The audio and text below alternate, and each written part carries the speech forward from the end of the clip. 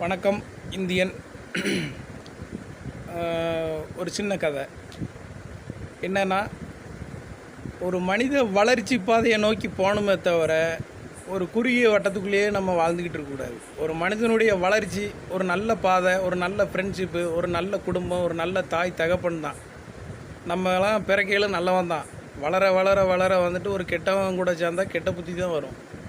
ஒரு நல்ல பழக்க வழக்கங்கள், நல்ல பட்டதாரிகள், படித்தவங்க கூட ஒரு கவர்மெண்ட் ஸ்டாஃபு, ஒரு எம்ப்ளாயி, ஒரு பேங்க் ஸ்டாஃபு, இந்த மாதிரி வந்து நல்லவங்களாம் இருக்காங்க. எந்த குற்றமும் பண்ணுதாங்களா, எந்த தவறு செய்தாங்களா, அவங்க மேலெலாம் கோர்ட்டு கேஸுன்னு இதாட்ட அலைகிறாங்களா, நல்லது நல்ல நல்ல நண்பர்கள் இருக்காங்கல்ல, நல்லவங்களாம் இருக்காங்கல்ல, நல்ல ரிச்சாக கார் வண்டியில் அலைகிறான். அவனை மாதிரி நம்மளும் வரணுமேன்னு நினச்சி நம்ம போகணுமே தவிர ஊரை விட்டு வெளியே போக முடியாமல், வீட்டை விட்டு வெளியே போக முடியாமல், ஒரு சில பேர் நம்ம கேள்விப்படுறது இந்த சினிமா படத்துக்கு தான் நல்லாயிருக்கும். சினிமா படத்துக்கு பெரிய ஆட்கள் ஒரு 10 கார், 20 கார், 30 காரில் அலையிறது.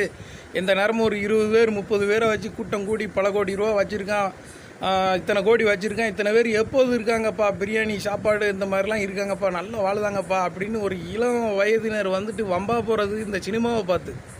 நல்ல நல்ல சினிமாக்கள் எவ்வளவோ இருக்குது. என்டர்டெயின்மெண்ட்டு தான். சினிமாங்கிறது வந்து ஒரு உண்மை கதை கிடையாது, அது வந்து ஒரு கற்பனை கதை.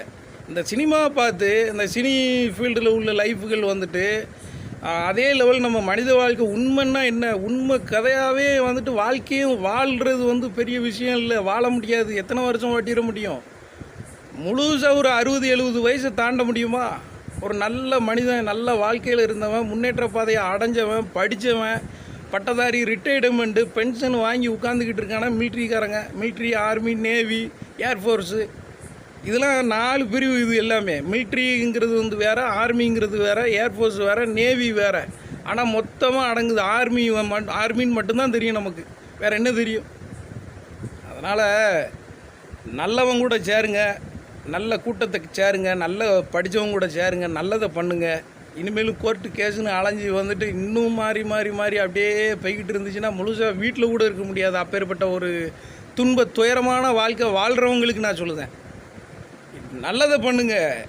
இது வரைக்கும் தப்பு பண்ணியாச்சா, ரைட்டு, இனிமேல் தப்பு பண்ணக்கூடாது. மாற முடியாது, அதை எழுத்து மாற்ற முடியாது.